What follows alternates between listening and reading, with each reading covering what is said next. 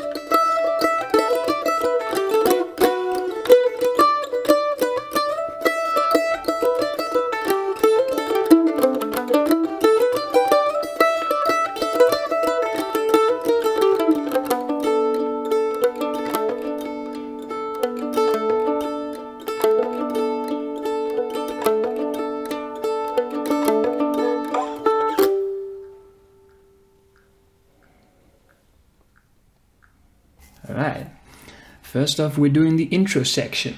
So the intro section goes like this. It goes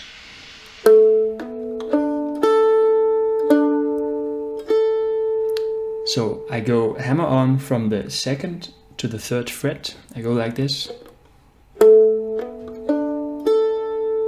And I play so I play down and then up and then down. And then two downstrokes on the third and second string like this. Next bit goes exactly the same but without the hammer on, so it goes.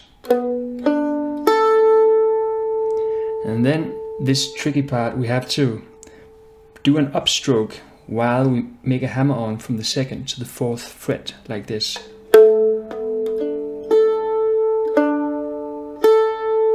So up until now we have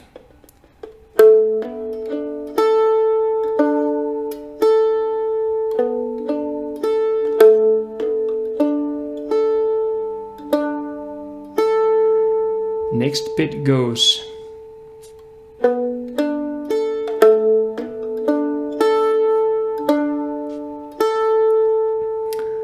so, and then this whole section repeats. It's kind of confusing, and I think it's in some odd meter, but if you follow along on the tab you can figure it out, I'm sure. So again it goes 1, 2, 3, 4.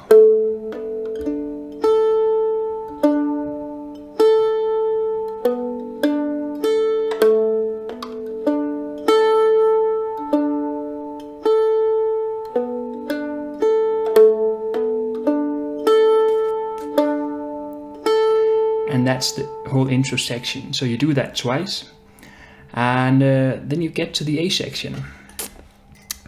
The A section goes like this. So you start with a hammer on, no, not a hammer on, I'm sorry, a slide from the first to the second fret on the second string. So you go, and then we are ready with the 5th fret of the second string, so we go,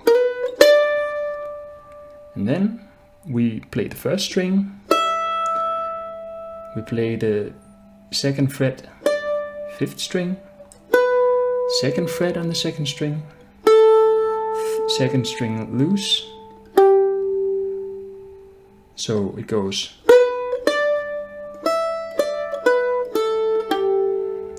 And then we have this part on the 2nd fret of the 3rd string, so we go, and then the string below it twice. Then we make this this pull off from the 5th fret of the 3rd strings. So we go,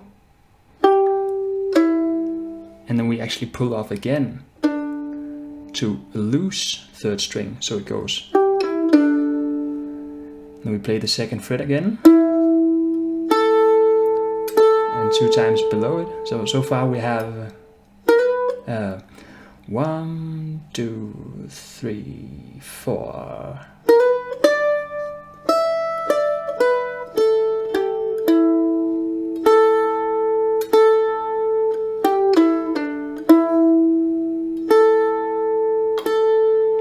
Are you with me so far?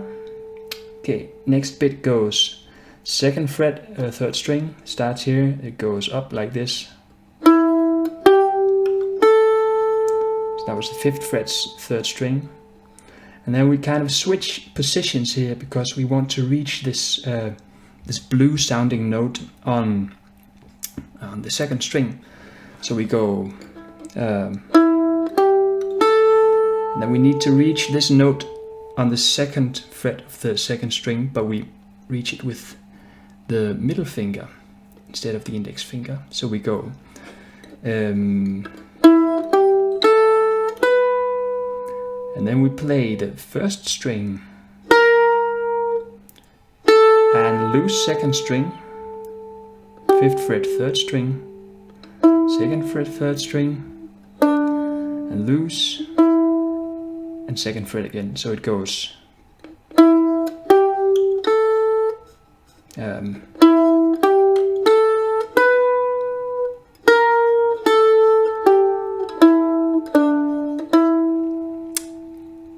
Right, and now we're back to the start again, so it goes.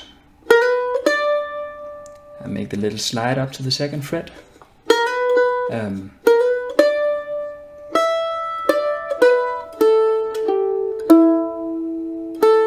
That's the same as before, and then the ending is slightly different now because it says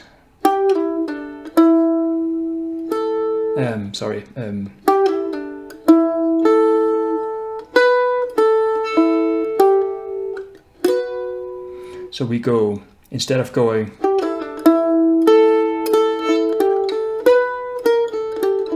the second time, we go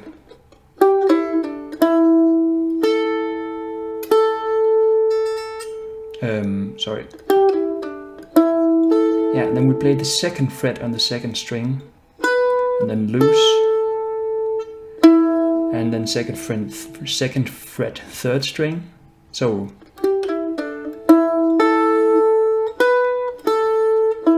and then 5th fret, and now we kind of do this 2-string thing where we have the pointy finger on the 2nd fret of the 2nd string, and we have the middle finger on the 4th fret of the 3rd string, and we play both sets of strings with our right hand pick here. So we go, and the way I like to do it is I kind of tuck my pick in between the 3rd and 4th set of strings. So and then I try my best to mute the surrounding strings, which is very useful. And you can actually do it with you can do most of the work with your left hand. So the tip of my middle finger is fretting the 4th fret of the 3rd string, but it's also touching with the tip of my finger. See here, I'm not doing only this. Look at this finger. I'm actually dragging it up slightly so that I can touch this set of strings above it with my finger also. And then I kind of use my thumb for the top string of the 4th string pair. So my top strings actually go like this.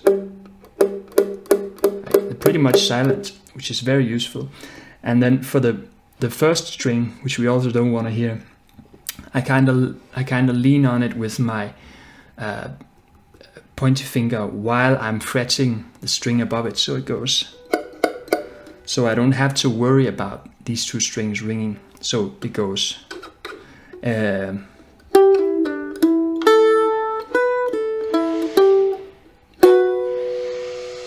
All right. So up until now we have this 1, 2, 3, 4.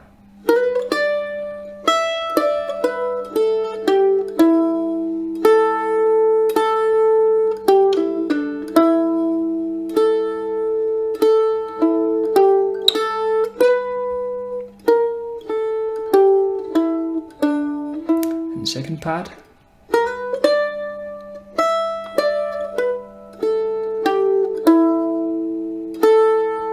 And then the different ending.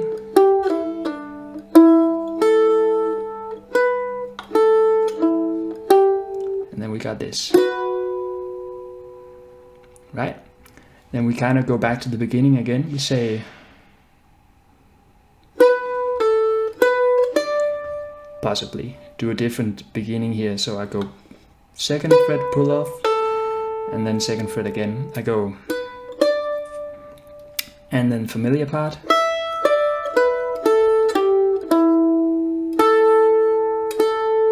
And I go.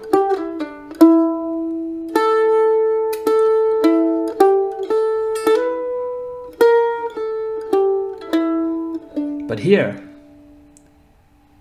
is a different part. I go 5th fret, 4th string. And then for the grand tasty finale of the A part, I go so go 4th fret, 4th string, and then loose 3rd string.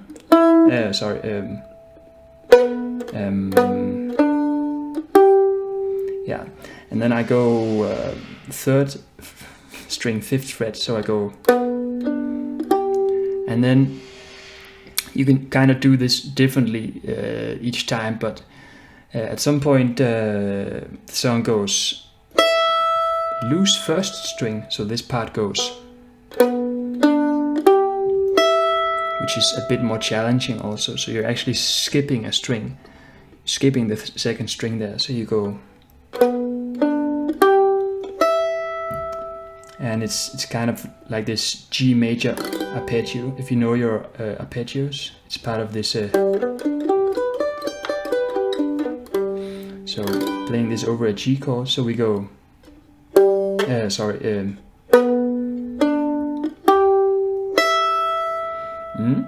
And last part, the A section, 5th fret, 2nd string, 2nd fret.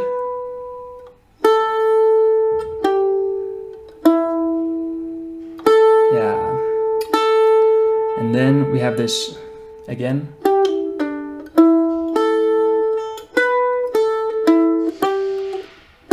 It's all familiar. And now finally we have the final part of the A section, which goes pull off 2nd string, 2nd fret, and then we go down to 5th fret on the 3rd string. So we go, and the final bit is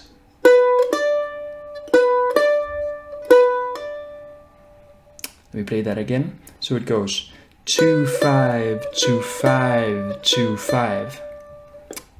That's the whole A section. It's a whole lot. But let's play it again together slowly.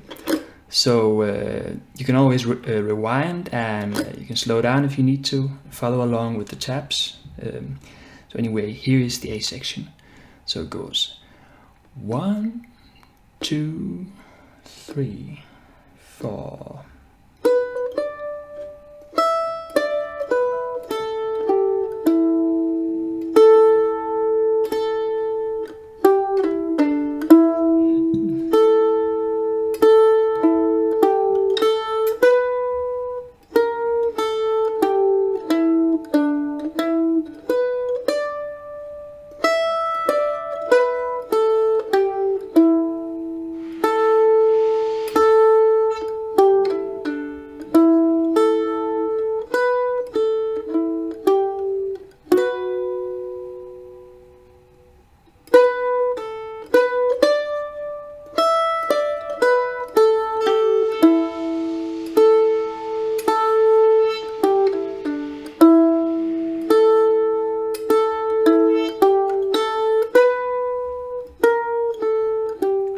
Final part, arpeggio, string skip,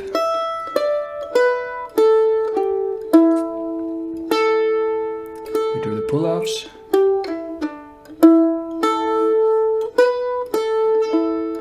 and then we do the double string thing again. We do this. Now we're ready for the B part. Right, the B section goes like this. First off, we have something called a double stop. So that means you slide from the 5th fret to the 7th fret on the 2nd string, so you go like this. So you're actually hitting 2 strings with your pick. You're hitting 2nd and 1st string like this. Again.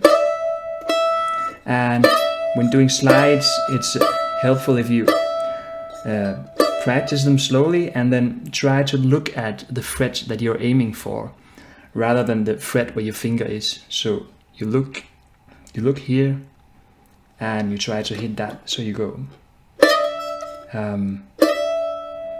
Yeah. So it goes like this. B section. It says, and then 5th fret, and then below loose, and then 3rd fret, so it goes and then we have the 1st fret and the 1st string, and then the 2nd fret, 2nd string below it, so it goes, and then 5th fret, 2nd string, 1st string loose, and 2nd string, 2nd fret, and loose, and then down to 5th fret on the 3rd string, so it goes.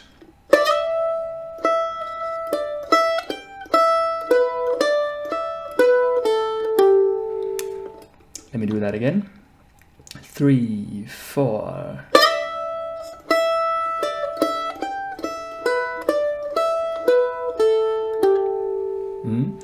And then we kind of do this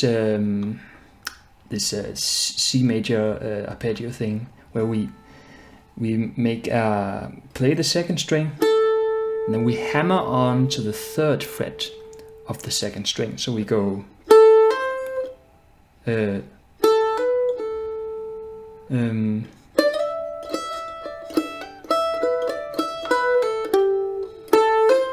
yeah. So we make this hammer on here. We go. We play this string again. We go above it to the 3rd string, 5th fret, and 2nd string. No, 2nd fret, 3rd string. So we go.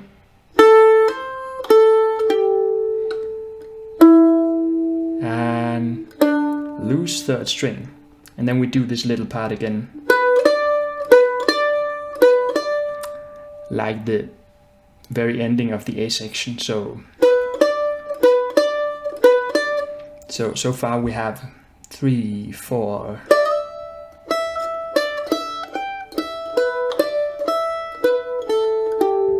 And then we do the hammer on 3rd fret. And then we do this. You can also slide up to the 2nd fret to get it more of that bluesy vibe. And then it goes the same part again, so it goes.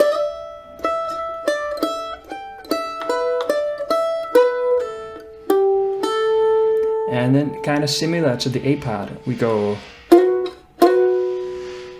So we played this part twice, so we actually slide up to this position now. We go 1st fret to the 2nd fret, and right above it we go 3rd fret to the 4th fret. So we go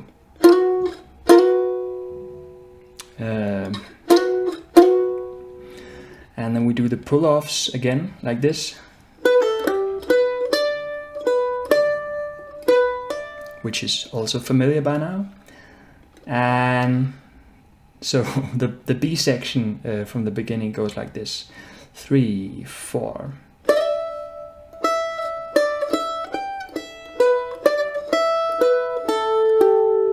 Then hammer on. 2nd string now. Then the 1st part again.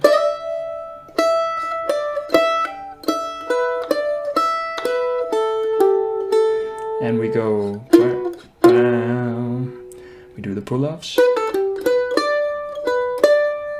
and then it goes.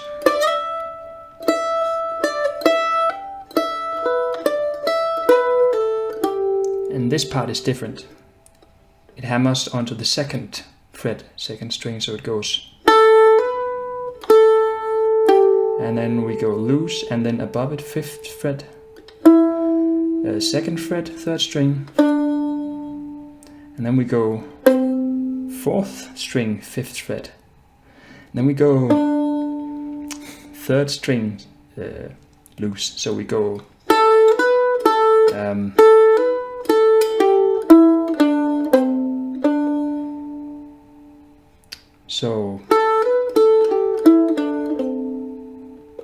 well, actually I think instead of loose 3rd string we'll take the 2nd fret, 4th string, so it goes right. And then the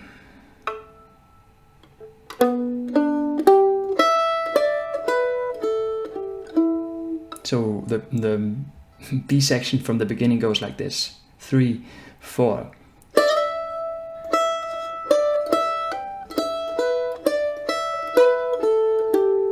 Hammer on 3rd fret, and then we do the double stop again.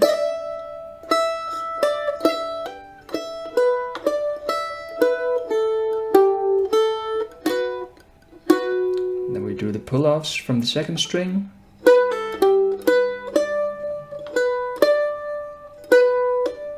And then kind of the beginning again.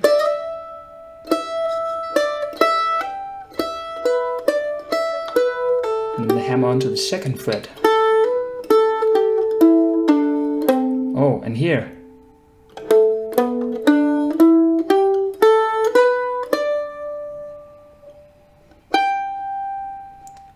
So you go, it's actually just kind of a G major scale upwards. So it goes 2nd fret,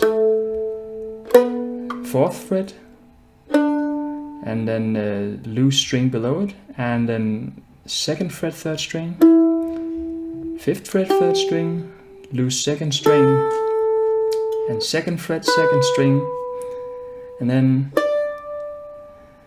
5th fret, and then I like to play the 3rd fret of the 1st string, and then I go into this double stop again. So this whole upwards moving section goes like this. It goes.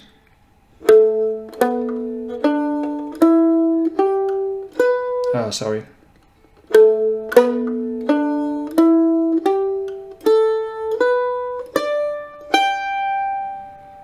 and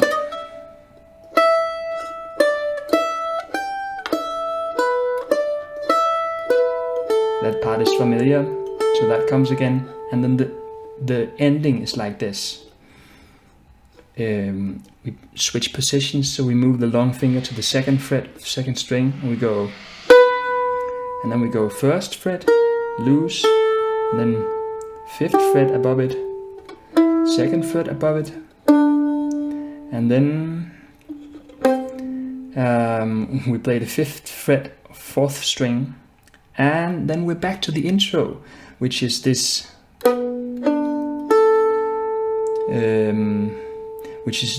kind of a G9 sounding shape. So let's see. From the very beginning, the B section goes like this: 3, 4.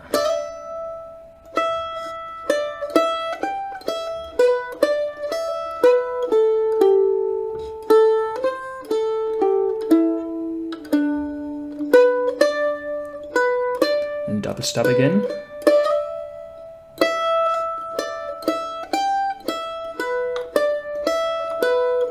Then we do we can slide up to the notes if we want, pull-offs.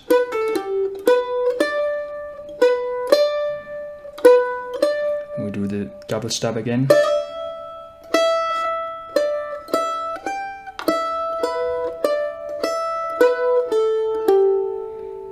And then we hammer onto the second fret.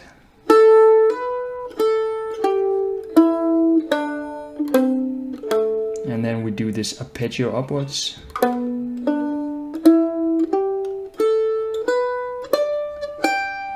Double stop again.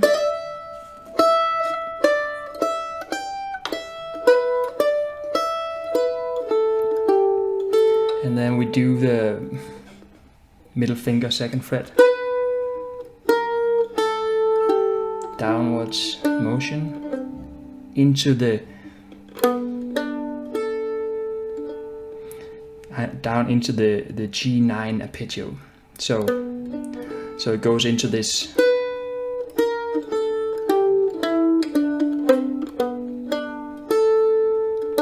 Actually goes directly into the intro. So that's the end of the B section. But there are a few important things to note about the very final B section. So the last time they play through the melody, they do two important changes to the end of the B section. First time they do this after they go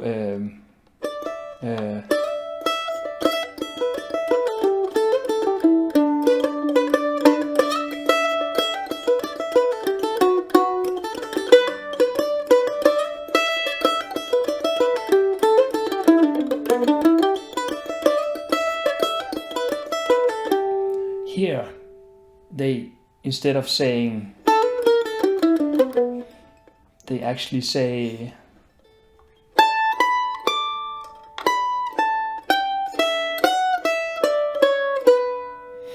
so they kind of change position. So now the index finger moves up to the 5th fret of the first string, and I don't have a tab for this, I'm sorry, but I'm just gonna explain it. You move the pointy finger up to the 5th fret of the first string, and then you go 5 and then 7 with the middle finger, so you go 5, 7 and then 10 with the pinky finger, and this is a good challenge for your pinky finger. So you go 5, 7, 10 and then back down to 7, 5 and then 10. So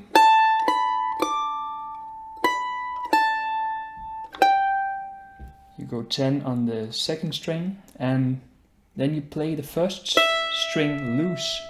So this is a strings trick that you can use to give yourself time to switch position. So you have time to go back down to the first position where the pointy finger is on the second fret. So it goes 5, 7, 10, 7, 5, 10, 0. Let me show that again. 3, 4, bam, bam, bam. And then the last part is 2, 0, 5, 4, 2 on the second string. So it's a bit more straightforward. So it goes.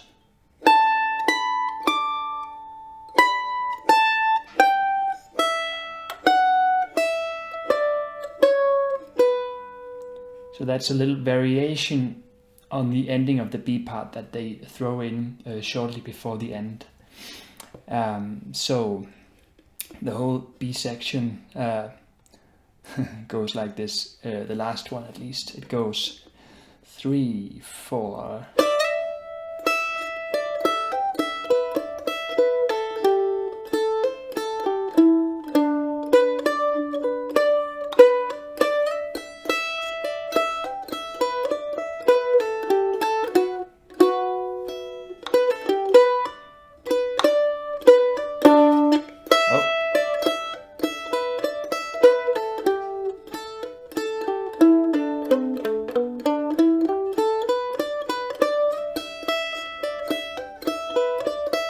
And now,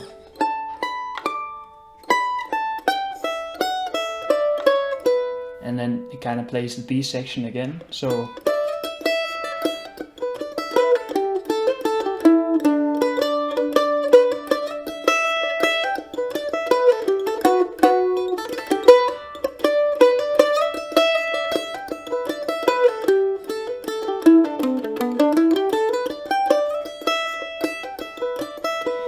and for the last part,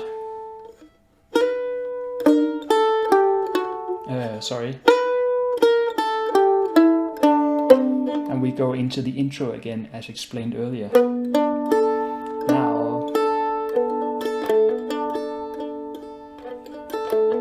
when the intro finishes,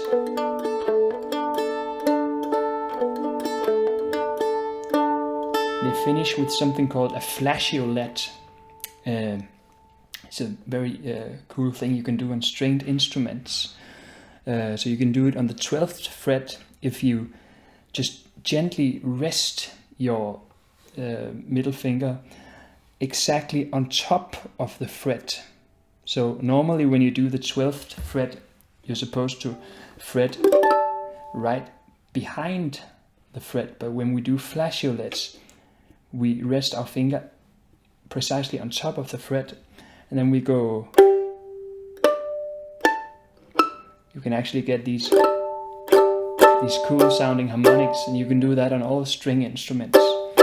And it's some weird thing with the laws of physics and halving the length of the string by touching it in the exact right spot, something like that. But it goes.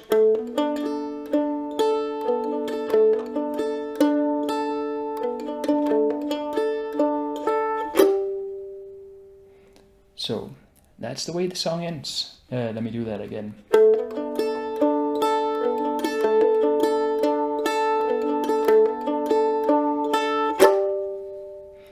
So you kind of have to be quick about this switch. But that's the ending of the song.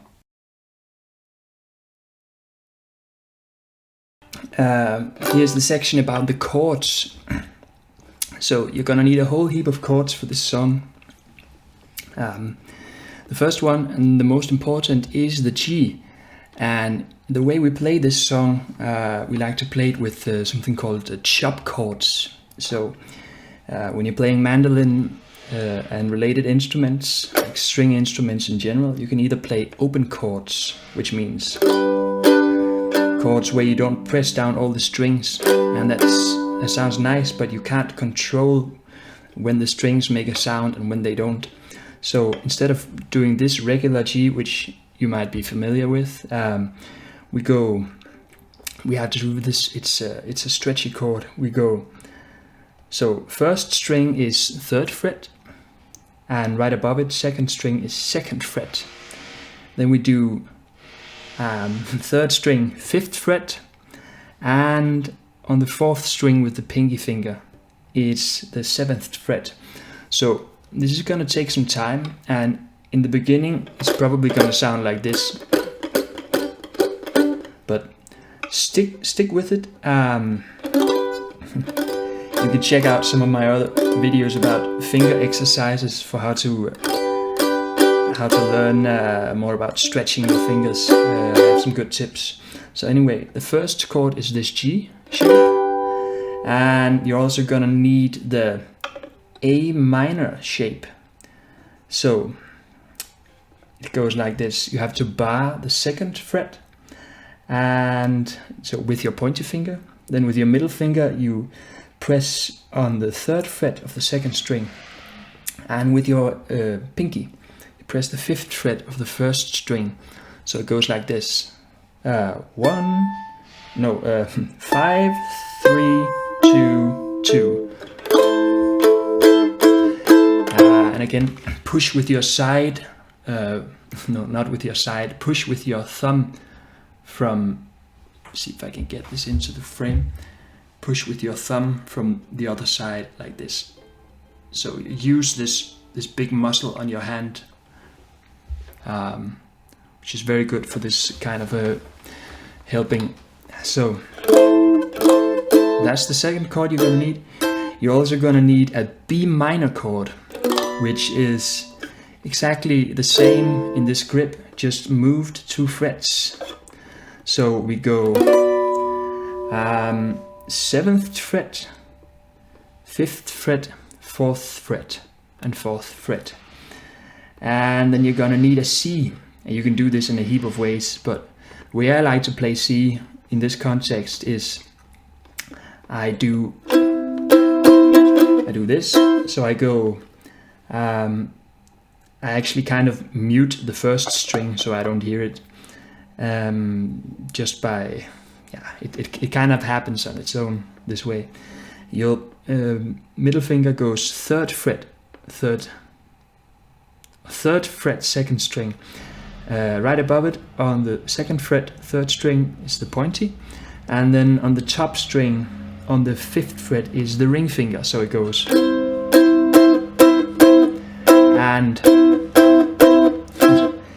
then you're gonna need your D chord. So the D chord goes like this. It goes pinky finger 5th fret on the 2nd string, and then we have the ring finger on the 4th fret of the 3rd string, and then the pointy finger is barring all strings in the 2nd fret. So it's actually very similar to the A chord, just moved up 1 string. And then I kind of just mute the 1st string so I don't hear it. You can also, if you'd like to, you can make sure to lift the pinky finger so you hear the 1st string fretted on the 2nd fret also. So in that case it goes 2, 5, 4, 2. But I tend to just do this. Let's see, so we got a G chord, an A minor chord, we have a B minor chord, we have a C major chord, we have a D major chord, and then we have an E minor chord. One way to do it is to take your D chord and then move everything 2 frets this way, and then to make it a minor chord instead of a major chord, we press down with the middle finger instead. So it goes, let's see here, so I mute and then I go 7th fret, 5th fret and 4th fret. So it's, or as opposed to not this, but this. So not ring finger, but middle finger. And as you're almost there, you need one more chord. So we have this horribly stretchy G chord in the beginning, and then we need another chord which is kind of close by, and it's a D7 chord of sorts. So we take it like this. So we come from G and then we switch. So we bar every string on the second fret, and then on the second string, third fret, we go middle finger, and on the third string, fourth fret, we go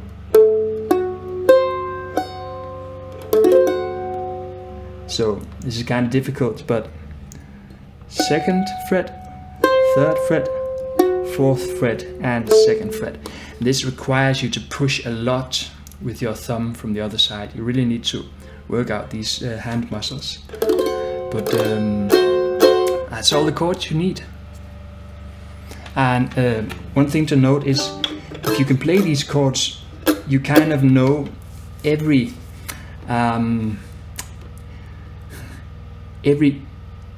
diatonic chord in a song that goes in G major. And if you don't know what diatonic chords is, I can make a video about that. Or I might already have made one by the time you're watching this. But it goes.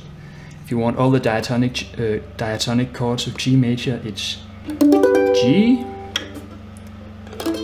A minor, B minor, C, and then D, and E minor, and then this D7 thing, and you're back to G. So this song is a great occasion for learning all the chords of a regular G major song. G major, sorry. Yeah, well, there you have it.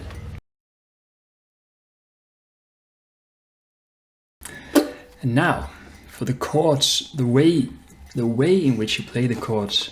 So after you've mastered your grips, especially this one, the stretchy G major grip, you have to learn how to do this this chop rhythm that we like to do in bluegrass. So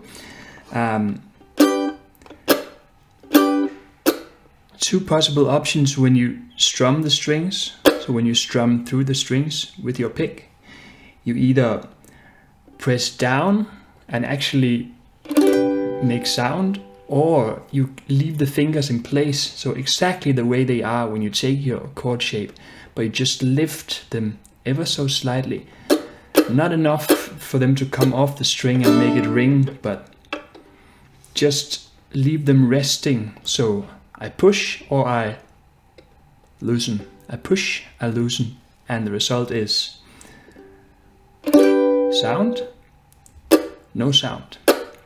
And we can use this to make this backbeat feel. That's very useful for this type of music. So I go, I actually go, I press, and then I mute. So I go, and then I have an upstroke where I also keep the strings muted. So I go down and then upwards without touching the strings on the way. So I go again. Yeah, so I go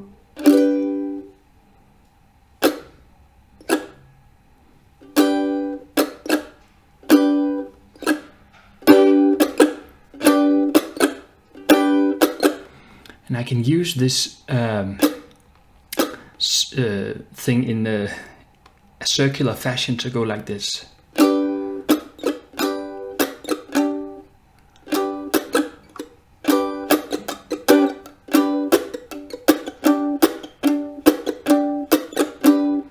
I go.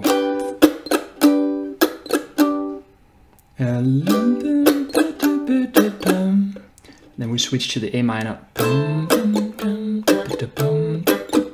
So push, push, down, up. So it's kind of push, down, up.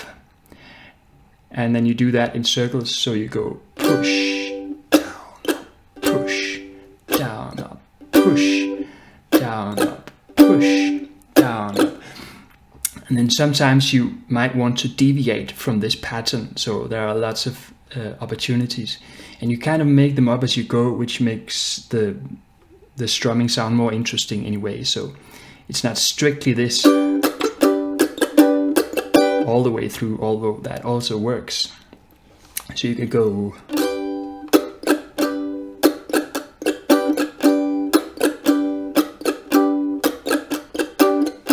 For instance. So when you use it in combination with the chord changes, it kind of sounds like this. 1, 2, 3, 4.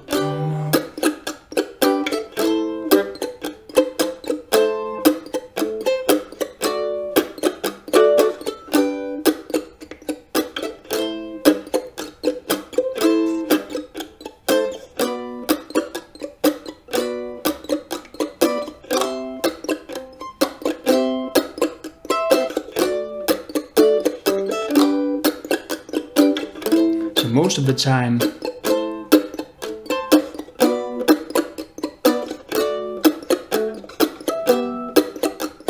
you're actually muting the strings.